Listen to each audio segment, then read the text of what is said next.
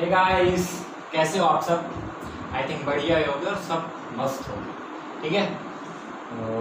Last video के हिसाब से मैंने बहुत ज़्यादा टाइम ले ली ये वीडियो डालने के लिए, और उसका एक रीज़न ये है, सिर्फ एक और एक रीज़न ये है कि आपकी एग्ज़ाम की जो डेट थी वो बढ़ गई थी, और दूसरा थोड़ा मेरा भी काम था, मेरे भी कॉलेज का भी काम था, इसलिए जो है मैं थोड़ा लेट किया ये वीडियो डालने के लिए। मेरा बहुत 10 से 12 दिन मुझे लग रहे हैं इस वीडियो को डालने के लिए। यार प्रॉब्लम क्या थी, मतलब ये हुआ कि आपकी डेट बढ़ गई है, सितंबर में हो गया, तो मैंने भी सोचा कि ठीक है मैं 10-12 दिन ले लेता हूँ, और मुझे भी काम था, मेरा भी थोड़ा कॉलेज का कुछ काम था, इसलिए उसको भी देखना पड़ा, तो कुछ ऐसे इशू थे। लेकिन अब टाइम नहीं लूँगा, अब मैं सीधे अभी हमारे कैलकुलस के 2 चैप्टर बाकी हैं, एरिया अंडर द कर्व और डिफरेंशियल इक्वेशन, जिससे मैं आपके 2 लेक्चर में खत्म करूंगा। आज एरिया अंडर द कर्व, कल डिफरेंशियल इक्वेशन, ठीक है। तो टेंशन लेने वाली कोई बात नहीं है, सितंबर में एग्जाम चला गया, अब हम और अच्छी प्रिपरेशन करेंगे। बात समझ रहे हो ना? मतलब जो हम अभी तो ये खत्म करेंगे मैथ्स, उसके बाद फिर से इसको इसके जितने भी क्वेश्चन है एक बार देखेंगे, 40 डेज है, सब सॉल्व करेंगे एक बार अच्छे से। तो इसके लिए बेहिचक रहो, वो मेरी जिम्मेदारी है कि कैसे मतलब आपको मैथ्स की फुल तैयारी करवानी है, ठीक है। उसकी आप टेंशन ना लो, सितंबर में एग्जाम है, आपको पहले ये वीडियोस जो है जब तक अब रेगुलर वीडियोस डलेंगे जैसे पहले डलते थे, तो फिर ऐसे ही डलेंगे रेगुलर वीडियोस। तो अभी हम स्टार्ट करते हैं जो हमारा आज का चैप्टर है, फिर बीच बीच में हमारी आपकी बातें होती रहेंगी। आज हम स्टार्ट करेंगे, लास्ट टाइम क्या है, डेफिनेट इंटीग्रेशन, जब इंटीग्रेशन खत्म किया था, तो इंटीग्रेशन में हमने क्या बात किया था, एरिया बाउंडेशन। डेफिनेट इंटीग्रेशन की जब बात की थी तो बाउंडेड एरिया की बात की थी, लास्ट वीडियो में आप देखोगे तो वहां पे मैंने बाउंडेड एरिया की बात की है। तो उसी बाउंडेड एरिया से लेकर ये एरिया अंडर द कर्व आया है। मतलब किसी कर्व के अंदर कोई कर्व दे दिया y=x² का, और उसने limit they the a to b के अंदर, तो उस बोल दिया इसकी एरिया क्या होगी। जैसे मैंने कहा कि किसी भी ट्रायंगल की एरिया क्या होती है, तो वो फिक्स कर दी गई है कि हाफ बेस इनटू हाइट, ये उसने फिक्स की है। तो ये एरिया एक्चुअली है कहां से, आई कहां से, इसकी उत्पत्ति कहां से हुई, ये बताता है हमें इंटीग्रेशन। और इंटीग्रेशन से ही ये इंटीग्रल कैलकुलस का पार्ट है, और यही इसका एक छोटा सा चैप्टर है, एरिया अंडर द कर्व है छोटा, लेकिन ध्यान देना एक क्वेश्चन फिक्स है 4 नंबर का आपके जेईई मेंस के एग्जाम में, इससे फिक्स है, मतलब फिक्स है, एक क्वेश्चन पक्का आएगा एरिया अंडर द कर्व। इसलिए इंपॉर्टेंट टॉपिक, इंपॉर्टेंट चैप्टर है, इसलिए इसको देखो। है छोटा सा, ज्यादा में ज्यादा 5 प्रॉपर्टी आपको बताऊंगा, छठी नहीं बताऊंगा, 3 आपको मतलब एक कहते नहीं है बूटी दूंगा, जिससे डायरेक्ट प्रॉब्लम भी आ जाते हैं, दो प्रॉब्लम आए हैं, उसी डायरेक्ट प्रॉब्लम आए हैं, ठीक है। उस बूटी पे वाली प्रॉब्लम हो सकता है, देख के आप सॉल्व कर सकते हो, ठीक है। 3 बूटी 6 प्रॉपर्टी अभी बताऊंगा, उसके बाद सीधे 9-10 प्रॉब्लम में हम एरिया अंडर द कर्व करेंगे, ठीक है। देखते हैं मतलब क्या स्टार्ट करना है अब हमें, एरिया अंडर द कर्व। बात समझ में आई, ये हमें स्टार्ट करना है। देखो पहली प्रॉपर्टी इसकी क्या बोलती है, पहली प्रॉपर्टी इसकी बोलती है कि अगर ये xy प्लेन है, मैंने कहा x एक्सिस के अलोंग कोई फंक्शन fx ले लिया हमने, और मैंने बोल दिया कि इसकी ये जो है a to b के अंदर हमें एरिया चाहिए, a to b के अंदर y=fx, ये कोई हमने कर लिया है, फंक्शन लिया है, और उसने बोला कि a to b के अंदर हमें ये बाउंडेड एरिया चाहिए। हमने बताया था इंटीग्रेशन क्या बताता है, वो मैंने लास्ट वीडियो में बताया। बाउंडेड एरिया डिफिनिट खास करके कि इसके और इसके बीच में हमें क्या है, इसकी एरिया पता करना है। तो एरिया हमारी इसकी क्या लिखी जाती है, डायरेक्ट इसका इंटीग्रेशन कहां से, a to b के बीच में, किस एक्सिस के अलोंग, x एक्सिस के अलोंग, जिस एक्सिस के, तो dx के रिस्पेक्ट में इंटीग्रेशन, किसमें, किसका, इस फंक्शन का, मतलब y का। इसको हम ऐसे भी ले सकते हैं a to b y dx। बात समझ रहे हो आप? ध्यान देना अगर मैंने बोल दिया कि इसकी एरिया क्या होगी, ये fx है, ये भी y इक्वल टू fx है या fx है और वो x एक्सिस के बिलो है, नीचे है, तो ध्यान देना जो इसकी एरिया होगी a टू b की वही इसकी भी एरिया होगी। क्यों? क्योंकि एरिया कभी निगेटिव नहीं है। बात समझना, तो मतलब एरिया कभी निगेटिव नहीं होती, तो कहने का मतलब एरिया क्या हो जाएगी, एरिया को हम मॉड में लिख सकते हैं, एरिया को क्या लिख सकते हैं, मॉड में लिख सकते हैं, क्योंकि पॉजिटिव हमें एवरी टाइम हमें पॉजिटिव एरिया, उसको निगेटिव आई है, एक्स एक्सिस के बेलो है मतलब नीचे है, तब भी एरिया जो है ये और ये एरिया सेम होगी, लिमिट सेम है और डिस्टेंस उतना है। तब बात समझ में आई, इतनी बात क्लियर हुई हो तो आगे बढ़ो। बात समझ में आई थी, ये हमने दो प्रॉपर्टीज की समझ लो क्लियर कर दी, पहली ये थी और पहली हमारी निगेटिव वाली थी। मैं अगर नेक्स्ट प्रॉपर्टी की बात करूं, नेक्स्ट मतलब तीसरी की बात करूं, तीसरी बोलती है कि तीसरी प्रॉपर्टी क्या बोलती है, तीसरी बोलती है अगर अगर अगर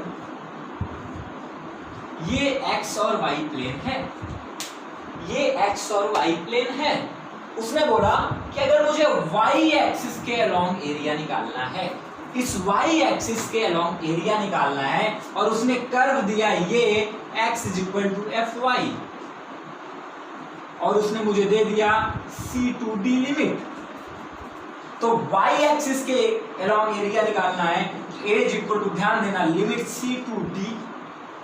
टू d किसके एक्सिस के अलोंग, y एक्सिस के मतलब dy किसका फंक्शन है, y का फंक्शन है, किसका, कौन से फंक्शन की, इसी फंक्शन का क्या कर देंगे, इंटीग्रेशन कर देंगे, तो हमें क्या मिल जाएगी, ये एरिया हमें y एक्सिस के, ठीक है, बात समझ में आई, ये थी y एक्सिस के अलोंग, ठीक है। देखो dx dy क्या है, dx क्या है, देखो कर्व का मैं बताता हूँ, dx एक छोटा सा पार्ट है, dx मतलब हमने क्या किया, एक छोटा सा पार्ट लिया, छोटा सा पार्ट लेने का मतलब dx अगर मैंने कहा कि ये कोई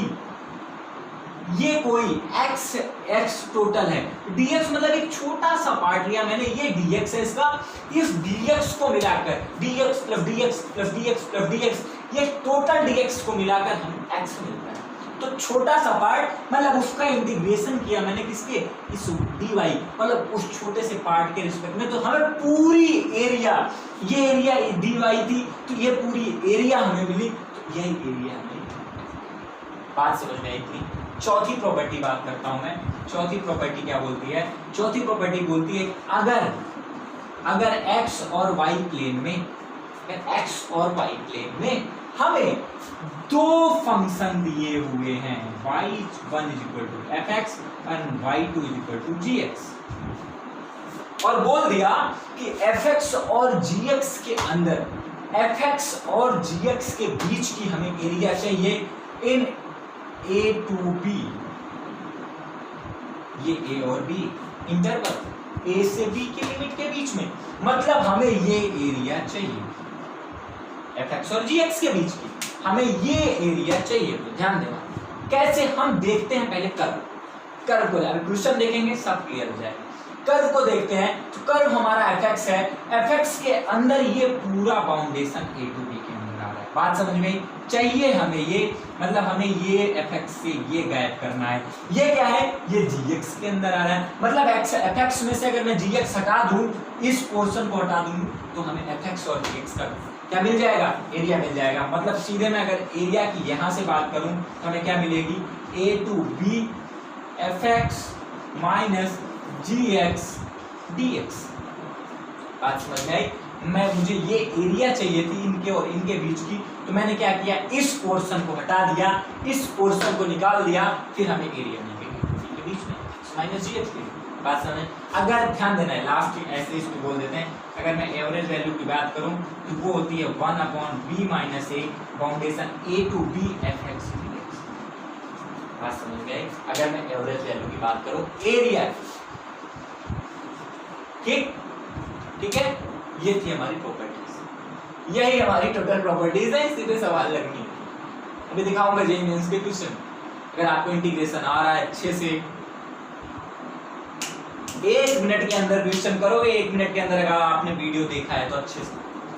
डिफिनिट और इंडेफिनिट इंटीग्रेशन, इंडेफिनिट ठीक है, आ रहा है रूल तो, और डिफिनिट आ रहा है तब 1 मिनट के अंदर क्वेश्चन इसको तोड़ दोगे, फोड़ दोगे इसको। इसके क्वेश्चन को देखते ही मतलब कूद पड़ोगे, और पक्का फिक्स है एक question area under the curve से आना ही आना है। ध्यान देना, आपको 2-3 फिगर जैसे y = x, उसका फिगर आपको पता ही होगा। सर्कल का पता ही है, इक्वेशन क्या होती है, x - h का whole square plus y - a whole square = a square. Parabola y = x square, x = y square. यही सब है जो हमें छोटे मोटे इतने इक्वेशन है, इतने फंक्शन हमें पता है, इतना कर्व हमें पता है, और कुछ नहीं पूछेगा, इससे ज्यादा नहीं। कभी कभी क्या होता है, एलिप्स पूछ लेता है, ठीक है। ध्यान देना इतनी बात। अभी मैं आपको 3 पॉइंट बताता हूं जिसमें से 2 ऐसे पॉइंट है जिसे डायरेक्ट क्वेश्चन पूछा है, और एक ऐसा पॉइंट है जो यूज होता है क्वेश्चन में कभी, ठीक है, एडवांस के भी क्वेश्चन में यूज होता है। 3 आपको जड़ी बूटी बताता हूँ, 3 जड़ी बूटी बताता हूँ, हो सके वही क्वेश्चन आ जाए और आप देख के सिर्फ ए और बी की वैल्यू रखना हो, ए और बी की वैल्यू पुट करो, डायरेक्ट आपको आंसर मिल जाए, ठीक है। अभी ये प्रॉपर्टी क्लियर हुई तो आगे बढ़ते हैं, ठीक। आगे देखो, अब मैं आपको 3 पॉइंट के बारे में बताऊंगा, 3 पॉइंट्स के बारे में। मतलब ये इसमें क्या होता है कि डायरेक्ट वाले ए और बी की वैल्यू पुट करना है आपको, और फाइंड आंसर को फाइंड करना, बस कुछ नहीं करना। और इंपॉर्टेंट पॉइंट्स हैं 3 पॉइंट्स, कौन कौन से हैं ध्यान देना। कभी कोई इलिप्स दिया हुआ, कभी कोई इलिप्स दिया हुआ है, इलिप्स दिया हुआ है तो ध्यान देना, इसकी जो एरिया होती है, इसकी जो एरिया होती है पाई ए बी होती है। इलिप्स का इक्वेशन क्या होता है, x² / a² + y² / b² = 1। बात समझ रहे हो ना, x² / a² + y² / b² = 1, यही इसका इलिप्स का इक्वेशन होता है। तो ध्यान देना, एरिया इसकी क्या होती है, पाई ए बी। अगर मैंने कहा x, अगर मैं सीधे यहाँ पे ऐसे एग्जांपल ले लूं, x² / 4 + y² / 16 = 1, एरिया बताओ, तो पाई × 2 × 4 8 पाई हमें आंसर मिल गया, एरिया होगा। बात समझ में आई, ये इलिप्स का ये पहला पॉइंट, बात समझ में आ गई।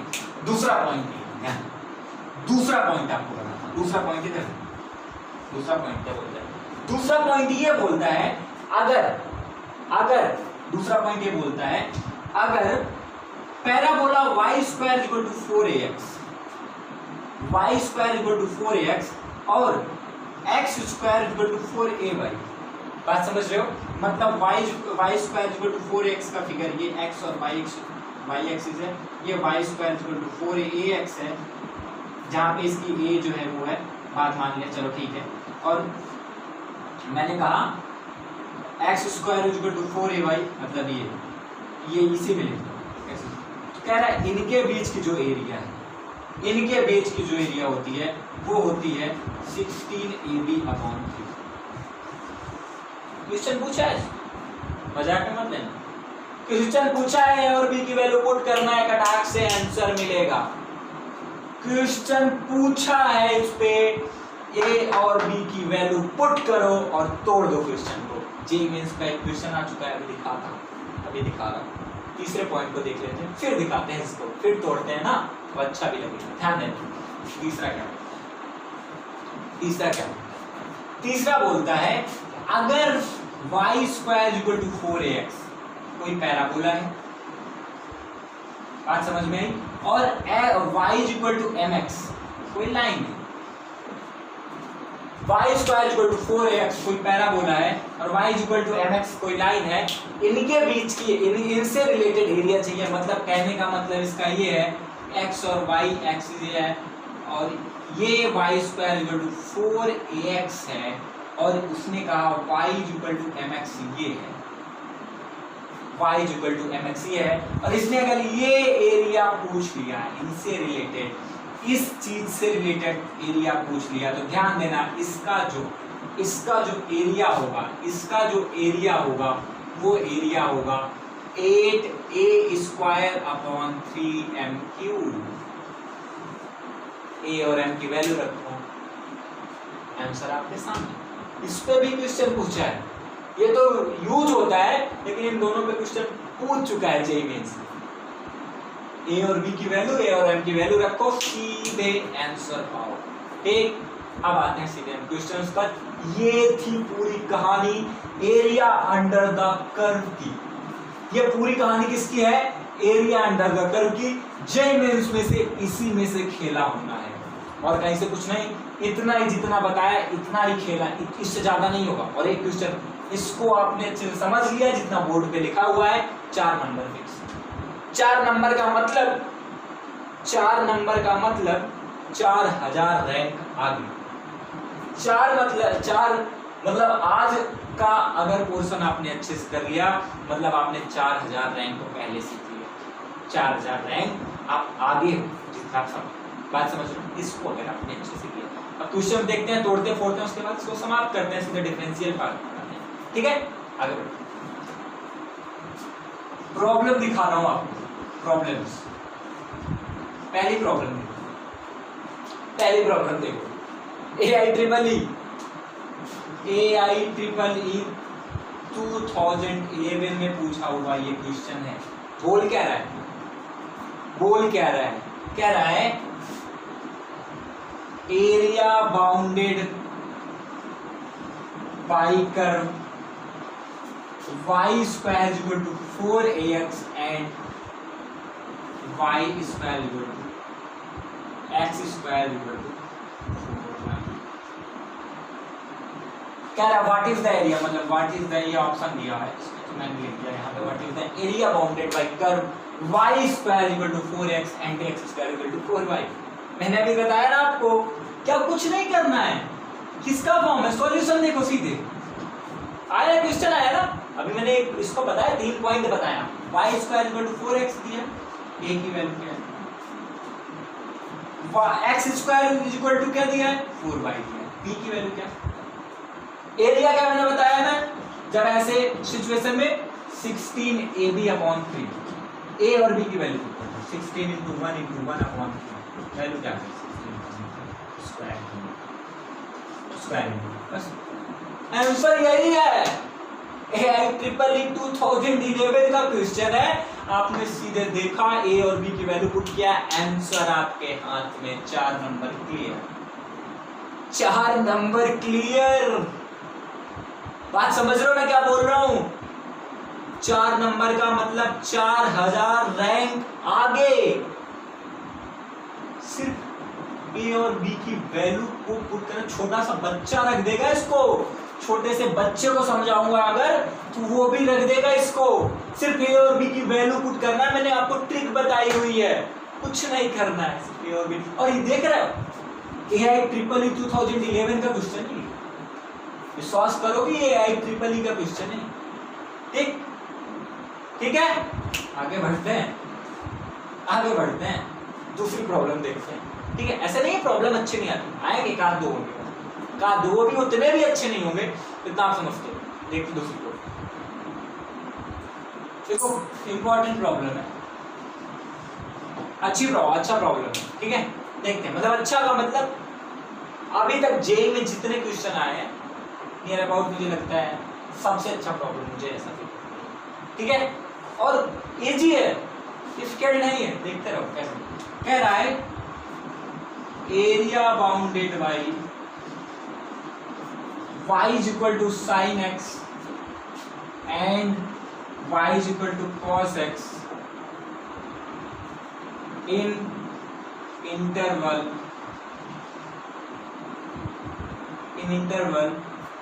x is equal to 0 to x is equal to 0 to x is equal to 3.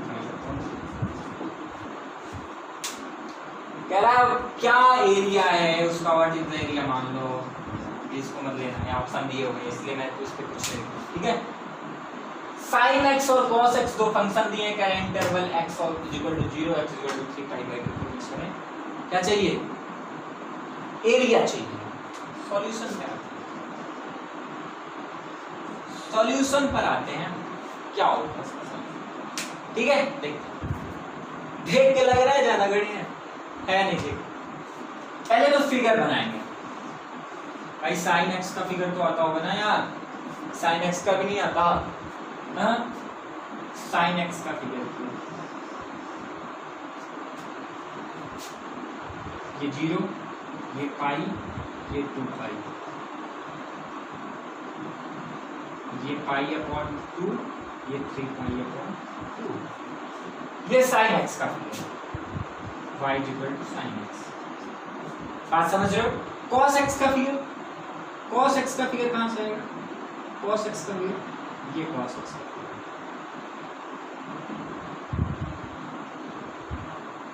है, मान लो ऐसा।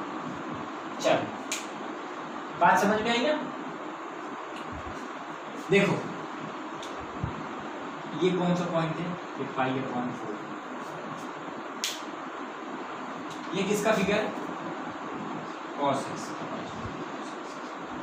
दो हमें फिगर दिए, मैंने बताया इस पे फोर्थ वाली प्रॉपर्टी, मतलब मैंने बताया दो फंक्शन दिए हैं तो कैसे क्वेश्चन को सॉल्व करना। देखो फिर कह रहा है कि x equal to 0 to 3 pi by 2 के बीच में हमें एरिया चाहिए, ठीक?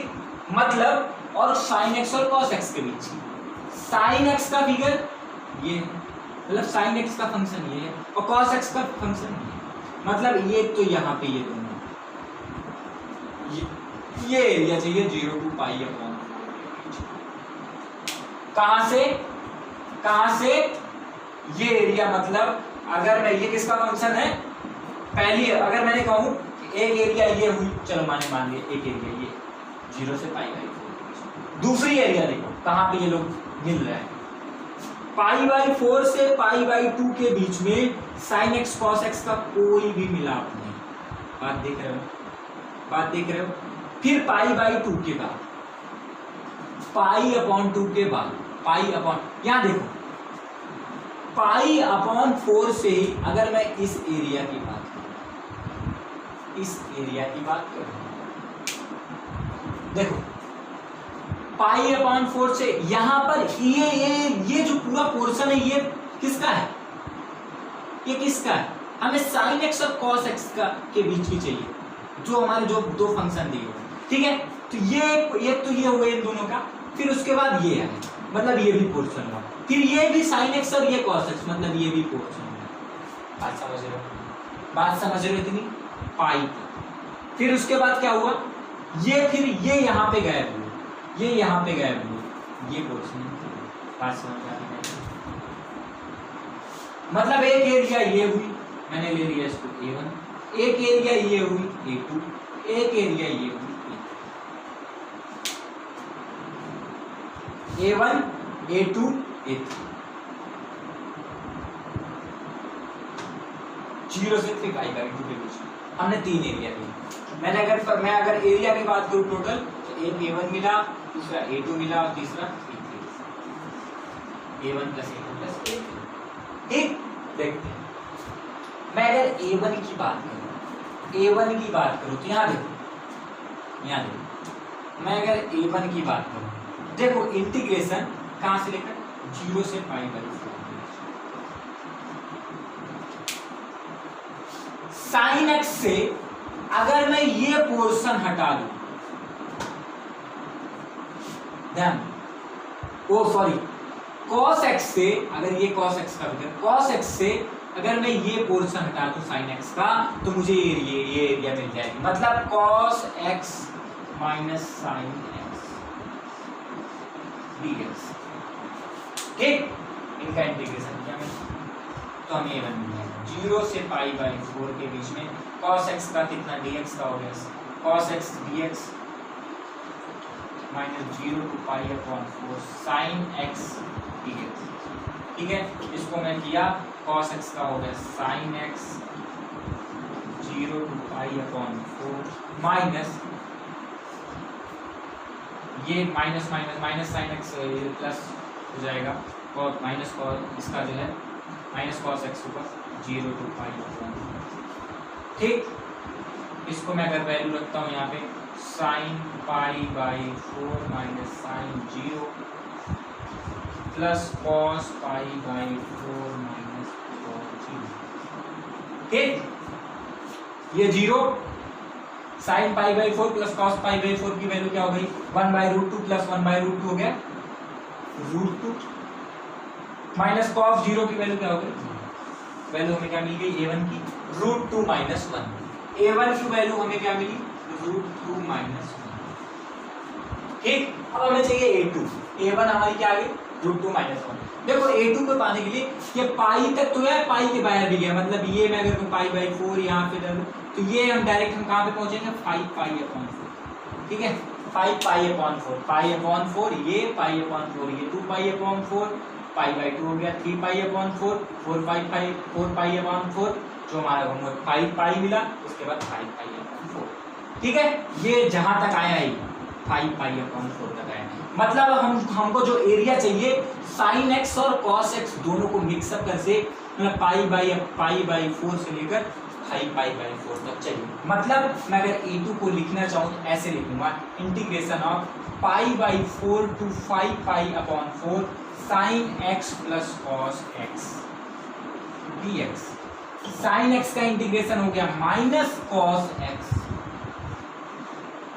पाई upon 4 to 5 pi upon 4 minus cos X का हो गया sine X pi upon 4 to 5 pi upon 4 ठीक है इसको मॉड में चलो वो तो निगेटिव रहेगा कॉस हो जाएगा माइनस कॉस एक्स cos पाई 5 पाई अपॉन 4 मतलब 180 प्लस मतलब माइनस में रहेगा माइनस माइनस ये प्लस हो जाएगा minus minus plus cos 5 pi upon 4 की वैल्यू हो जाएगी 1/√2 माइनस ये है फिर इसकी वैल्यू माइनस में आएगी माइनस माइनस प्लस फिर माइनस cos x है फिर माइनस हो गया तो प्लस हो गया cos 5 बाई 4 की वैल्यू ये इसकी value minus sin 5 pi by 4 की वैल्यू में माइनस ही मिलेगी सीधे इसकी वैल्यू क्या हो गई हमारी इसकी भी वैल्यू हमें मिल गई 1/√2 माइनस में इसकी वैल्यू भी मिली माइनस में ठीक है फिर sin पाई बाई 4 की वैल्यू हमें क्या मिल गई 1/√2 माइनस हमने मल्टीप्लाई किया अंदर हमारे पास ये हो गया √2 माइनस माइनस प्लस ये माइनस √2 माइनस माइनस प्लस √2 हमें वैल्यू क्या मिल गई 2 a2 की वैल्यू हमें क्या मिली 2√2 a2 की वैल्यू हमें क्या मिली 2√2 आज समझ में अब हमें क्या चाहिए a3 की वैल्यू ध्यान a3 की वैल्यू a3 में क्या करना है कहां से लेकर 5 पाई बाई 4 से 3 पाई बाई ये एरिया है ना हमारा 5 पाई बाई 4 से 3 pi by 5 pi upon 4 to 3 pi upon 2 क्या cos x ये cos x है sin x का निकाल दो cos x minus sin x इसकी भी वैल्यू अगर हम निकालेंगे तो ये ऐसे ही है सिर्फ तो इसकी भी वैल्यू ठीक है सेम ऐसे एरिया क्या है a1 plus a2 plus a3 plus कर दो a1 की वैल्यू √2 माइनस प्लस a2 की वैल्यू 2√2 प्लस √2 माइनस 1 a की वैल्यू हमें क्या मिले यहां से देखो √2 2√2 3√2 2√2 3√2 4√2 4√2 -1 माइनस यहाँ से 2 कॉमन ले लूंगा मैं 2√2 माइनस 1 बात समझ में 3√2 4√2 माइनस 2 ये इसका आंसर क्या आया 4√2 माइनस 2 बात समझ में ये अच्छा क्वेश्चन था इसलिए मैंने आपको बताया ये भी AIEEE 2010 में AIEEE 2010 ठीक है आगे देखो प्रॉब्लम क्या बोल रहा है अच्छा प्रॉब्लम है एरिया निकालना है रीजन बाउंडेड बाय ये पैराबोला दिया है क्वेश्चन दिया है टेंजेंट है कोई जो 2-3 पॉइंट से ऊपर पैराबोला के उसके कर्व के ऊपर से जा रही है 2-3 पॉइंट पर और एक्स एक्सिस के ठीक है 3 चीज की सबसे पहले हम पैराबोला का वर्टेक्स 2 और 1 है मतलब ये हमारा ऐसे जाएगा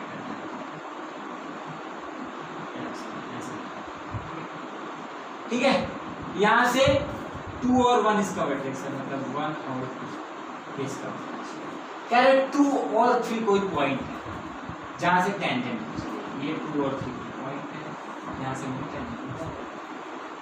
बात समझ में आ रही है? इस कर्व से गई है तो अगर मैं इस टेंजेंट की इक्वेशन निकालना चाहूँ, टेंजेंट की इक्वेशन के लिए पहले हमें स्लोप चाहिए, स्लोप dy/dx होता है, तो dy/dx हमें इस कर्व से मिलेगा। कर्व से dy/dx मैं निकालूंगा तो सीधे हमें मिल जाएगा। अगर मैं यहाँ से निकालना चाहूँ तो इसका 2y - 2 dy/dx = 1। यहाँ से हमें dy/dx मिलेगा 1/2y - 2। y की वैल्यू हमें दी हुई है, क्या है 3। dy किस पॉइंट पे 2 और 3 पे है ना, सीधे लिख 2 और 3 1/y - 2 3 - 2 1 1/2 dy/dx की वैल्यू में क्या मिलेगी 1/2। अगर मैं इस टेंजेंट की इक्वेशन निकालने चलूं तो ये टेंजेंट की इक्वेशन क्या हो जाएगी, 2 और 3 पे है, 2 और 3 y - 2 dy/dx की वैल्यू 1/2 x - y - 3 x - 2। यहाँ से मुझे मिल जाएगा 2y - 6 = x - 2। यहाँ से मैं निकालना चाहूँ तो ये मिलेगा मुझे x - 2y, 6 को भी मैंने उधर किया, x - 2y 6 को भी मैंने उधर किया, +4 = 0। बात समझ में आई? ये हमें टेंजेंट की इक्वेशन, टेंजेंट की इक्वेशन हमें मिल गई, क्या मिली, x - 2y + 4 = 0। बात समझ में आ रही है? ऐसा कौन सा पॉइंट है जो इन दोनों को एग्जिस्ट करे, तो यहाँ से देख लो। अगर मैं इस ये यहाँ की बात करूं, अगर मैं यहाँ पे 0 y तो 0 रहेगा, x = क्या, y हमने 0 कर दिया। अगर मैं इस पे x एक्सिस है तो x पे y 0 रहेगा, तो 0 तो हमें मिल गया। 0 जब एक एक्सिस में एक पॉइंट मिला, एक्सिस y एक्सिस का हमें कोऑर्डिनेट मिला, x का भी x = क्या आ जाएगा, ये -4 और 0 होगा। बात समझ में आ रही है? यहाँ देखो इस कर्व और इस कर्व का इक्वेशन क्या है, y - 2 = x - 1। बात समझ में आ रही है? मैं क्या रखूं यहाँ पे, y हमारा क्या हो जाएगा, y क्या हो जाएगा 0 - 2 का स्क्वायर है। अगर मैं इस कर्व की यहाँ का ये इक्वेशन निकालना चाहूँ, इस पे जहाँ पे ये मीट कर रहा है इस पे, ठीक है, ये पॉइंट निकालना चाहूँ तो यहाँ से देखो y 0 हो गया, -2 का स्क्वायर 4 हो गया, x की वैल्यू में अगर यहाँ है तो ये हो गया 5 और 0, सब कोऑर्डिनेट मिल गया मुझे। अब हमें ये बोल रहा है यही एरिया बताओ, यही एरिया पूछ, ठीक है, कुछ नहीं करना है, ठीक है। पहले तो हमें इसको निकालना है, फिर इसको पूरा ये एरिया निकालना है, ठीक है। देखते हैं कैसे निकला। मैंने इसको पॉइंट ले लिया A, इसको पॉइंट ले लिया B, इसको O, इसको जो है इसको C ले लिया, इसको D ले लिया, चलो ठीक है। तो मैं अगर मैं ये देखूं AOB तो एक ट्रायंगल है, AOB एक ट्रायंगल है। एरिया ऑफ AOB में निकालना चाहूं, एरिया ऑफ AOB तो 1/2 बेस 4 है। हाइट ये इसकी लेंथ कितनी है टोटल, जहां से ये गया है ये 2 है, यही है ना, क्या होगा 4 बात समझ में। इसकी एरिया मुझे इतने पोर्शन की मिल गई 4 स्क्वायर। अब हमें इतने पोर्शन की चाहिए, इतने पोर्शन की चाहने के लिए पहले हमें इसके इतने का ये पूरा पोर्शन निकालना पड़ेगा। बात समझ रहे हो ना? अगर मैं इस पोर्शन को निकालूं, इस पोर्शन को निकालूं मतलब ODCBO, मैं अगर पोर्शन लूं ODBCO,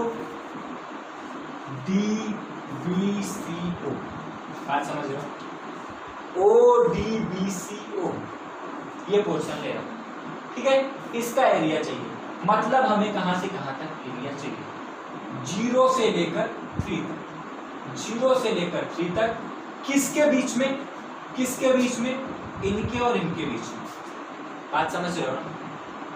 इसके और इसके बीच में, ये नहीं लेना, हम अब लेंगे ये भी एक, ये हमने B लिया है, इसको C लिया है, इसको E ले।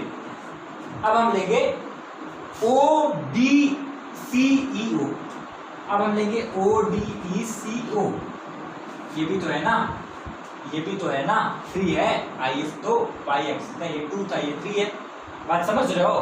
तो कहां से देखो इंटीग्रेशन किसका हमने किया है, ये किसके अलोंग है, x एक्सिस के अलोंग, और y एक्सिस के अलोंग। अभी मैंने बताया कहां से करना है, 0 से 3 के बीच में। x इक्वल टू क्या है, y में हमें फंक्शन में लाना है। तो हमें x से यहाँ से y के फंक्शन में लाऊंगा तो x इक्वल टू क्या मिलेगा, y माइनस 2 का whole square plus 1।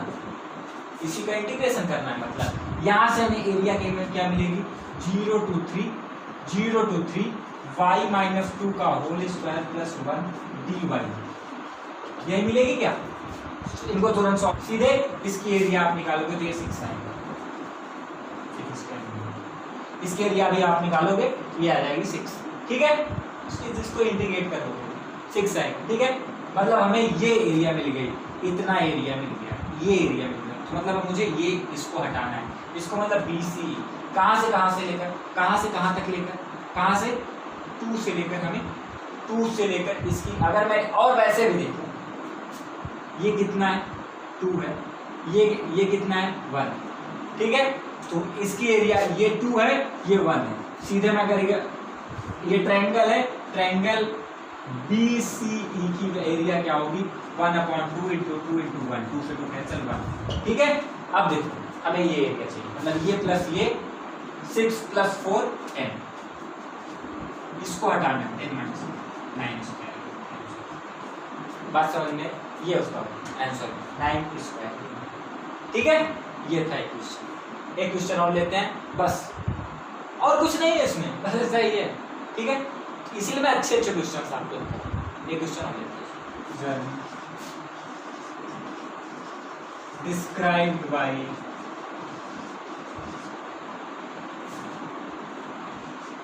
x square plus y square 1 and y square equal to 1 minus x,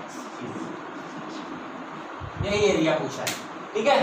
देखते हैं क्वेश्चन है, देखिए the area of the result described by x square plus y square is less than or equal to मतलब x square plus y square is less than or equal to, क्या है हमारा circle. सबसे पहले figure बनाओ, ध्यान दो इन सब में आपको फिगर बना देना है। ओरिजिन क्या है इसकी 0 0 है,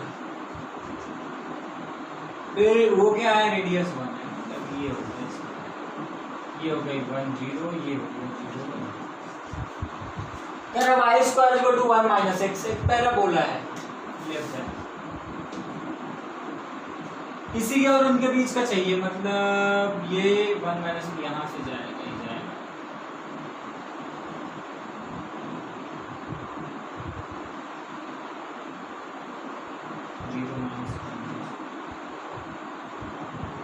यही कह रहा है, ये पूरा एरिया, यही एरिया पूछा, ठीक।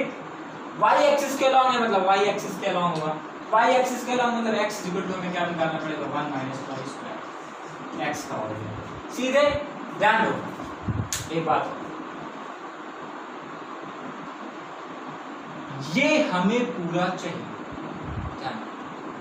ये हमें पूरा चाहिए, तो इस सर्कल में जो हमें एरिया मिलेगी, एक तो ये पोर्शन का होगा x का 0 to 1 के बीच में, और एक पोर्शन, मतलब पहली चीज तो हमें एरिया की एक ये मिलेगी x dy 0 to 1, x dy इधर, x dy इधर 2 x dy, मतलब इसका जो है एरिया, इस एरिया को मिला के मैंने 2, इतना समझ में आ गया हो, इधर का पोर्शन इधर का पोर्शन, इसलिए मैंने 2 लिखा है, प्लस और क्या है देखो, लेस देन और इक्वल, मतलब कोई भी चीज है लेस देन और इक्वल, मतलब अगर मैं बोलूं इस सर्कल को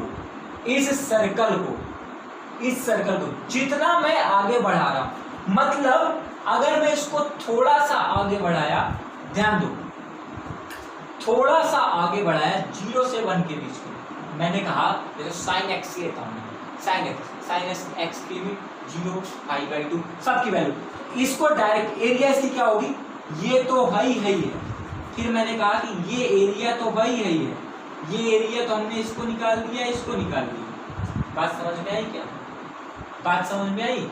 ये एरिया इस पैराबोला को लिया, इसको लिया और इस सर्कल को लिया, मैंने निकाल दिया इसमें, और भी कुछ बोला उसमें, ये तो इक्वल की एरिया हुई, कि लेस देन वाली एरिया क्या है, तो लेस देन वाली जब प्रॉब्लम होगी तो उसमें पाई बाई 2 और भी ऐड होगा, पाई बाई 2 क्या होगा और भी ऐड होगा। ये आपको ऑप्शन में ऑलरेडी देगा, आपको सिर्फ यही निकालना है, ठीक है।